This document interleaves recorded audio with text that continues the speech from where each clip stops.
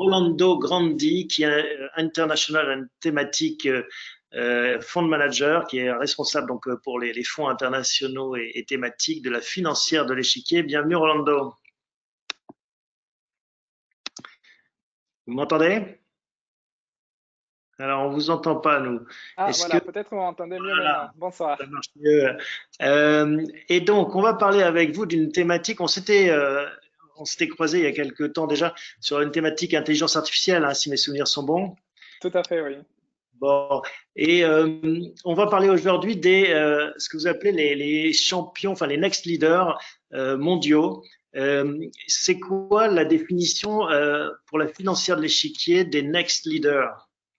Alors, tout à fait, Thomas. Notre fonds échiquier World Next Leaders nous semble être une solution d'investissement qui est assez unique, aujourd'hui très rare dans le marché, puisqu'elle va accumuler, je dirais, deux grands atouts.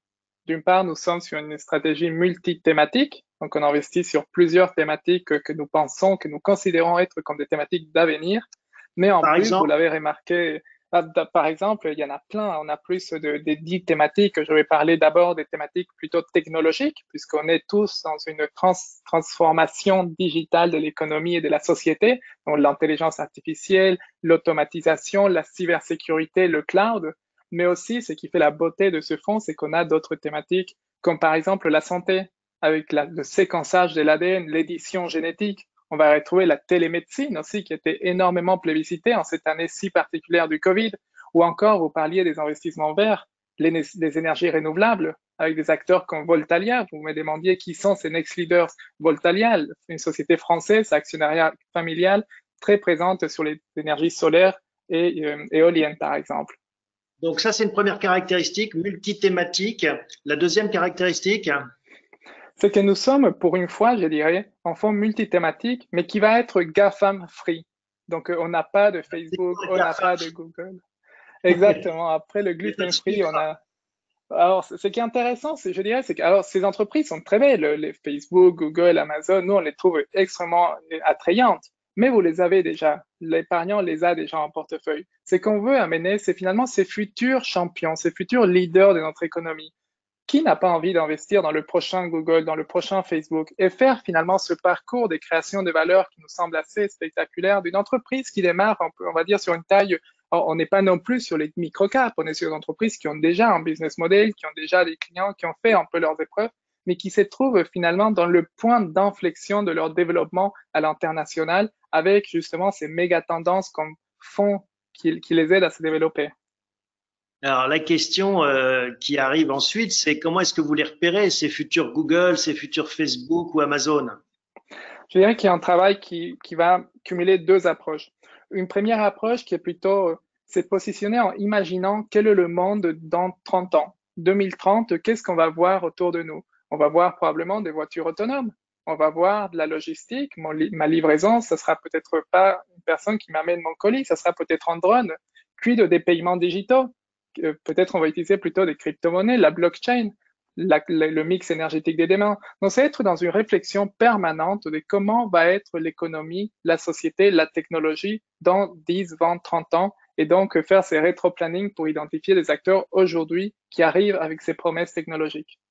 Et c'est aussi quelque part l'idée que finalement, ce ne sont pas les acteurs traditionnels qui arriveront à faire cette évolution, mais c'est des nouveaux entrants.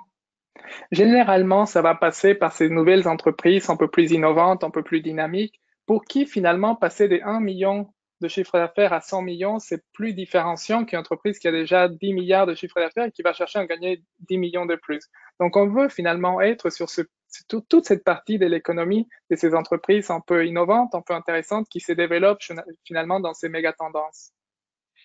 Et vous travaillez à l'échelle de la planète, hein, bien sûr. La croissance n'est pas géographiquement marquée. Alors, ce qu'on veut aussi, c'est l'investissement sans frontières, c'est-à-dire l'entreprise, c'est thématique, peu importe la domiciliation, le siège de la société.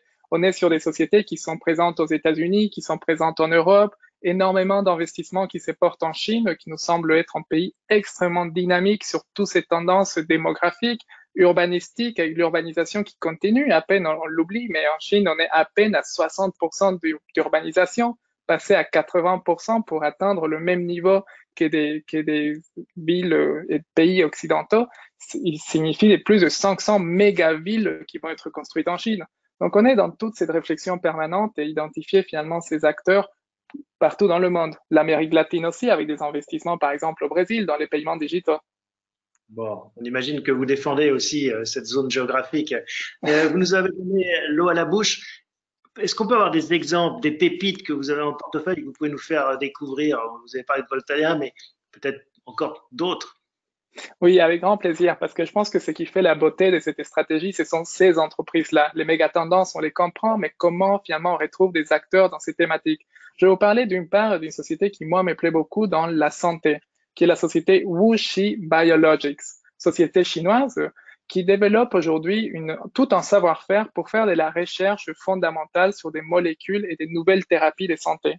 Donc aujourd'hui, ces clients, c'est tous les grands laboratoires pharmaceutiques qu'on connaît. Ça va aller de Pfizer qui nous a trouvé le vaccin contre le Covid à tout type d'entreprise pharmaceutique qui va utiliser le savoir-faire de WuXi pour développer cette nouvelle génération de thérapies et des médicaments. Je Et veux ça, aussi penser, oui. oui, allez-y, Rolando, continuez. Non, peut-être juste pour conclure, ce qui fait aussi la différence de WuXi, c'est qu'ils vont ensuite produire le médicament lorsqu'il va être développé. Donc, c'est aussi la beauté du système. Je fais la recherche et aussi la production du médicament. Toutes ces valeurs, c'est ce que recherchent un peu tous les investisseurs, c'est-à-dire qu'elles ont des grosses perspectives de croissance. Est-ce que du coup, on les paye pas trop cher? C'est tout l'enjeu. C'est tout l'enjeu de notre travail en tant que gestionnaire actif et des convictions. C'est dire, on est sur des entreprises qui sont plus chères que la moyenne du marché. Mais c'est pas plus différent qu'un joli appartement situé en plein en plein centre-ville qui est bien positionné dans un bel immeuble en pierre. On comprend bien quand cette prime dans l'immobilier, par exemple. Donc, nous, on va assimiler un concept similaire dans nos investissements. Oui, c'est rare. Oui, c'est beau. Oui, ça croît plus vite. Donc, ça doit avoir une prime. Ça veut pas dire, en revanche, qu'on achète tout à n'importe quel prix. Vient ensuite toute une valorisation très disciplinée pour se projeter, c'est dire, cet actif, aujourd'hui, il croît peut-être à 30, 40, 50% par an, ce qui fait que finalement, nous, en tant qu'investisseurs de long terme, peut-être dans 3 ans, dans 5 ans, on va se retrouver avec un actif qui est plutôt bon marché, parce qu'il nous offre des perspectives de croissance qui sont 10 fois supérieures à celles du PIB mondial.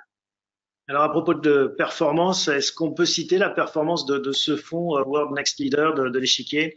Par exemple, Bien depuis le sûr. début de l'année, si vous avez le chiffre devant En- les yeux, en tête. oui, tout à fait. Depuis le début de l'année, le fonds est en hausse de 73%. Dans une année qui a été évidemment extrêmement compliquée. Son indice de référence, qui est le MSCI World All Countries, donc qui est vraiment planétaire, lui, il va être en hausse, il me semble, de 3-4% sur la même période. Cette forte performance, est-ce qu'elle se paye par une volatilité? Souvent, c'est le cas très très forte également. Les montagnes russes, il faut avoir le cœur bien accroché pour investir dans ce type de produit. Je pense qu'on a pu observer que la volatilité, donc le produit, il va fluctuer un peu plus que son indice. En revanche, ce qui nous semble être un meilleur indicateur de risque pour nous, c'est quel est le drawdown de la stratégie. Lorsque Alors, vous le êtes dans une drawdown, période de grosse. c'est la perte maximale, hein.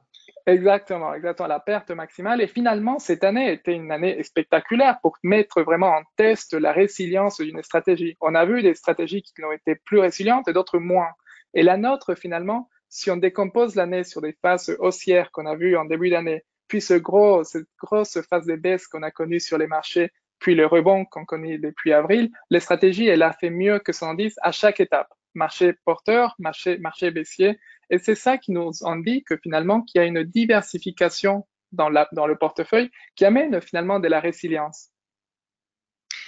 Merci beaucoup Rolando pour ces explications toujours aussi claires et intéressantes. J'espère qu'on aura l'occasion de vous retrouver sur d'autres thématiques dans les mois qui viennent. Merci en tout cas de nous avoir parlé de World Next Leader pour la financière d'échiquier.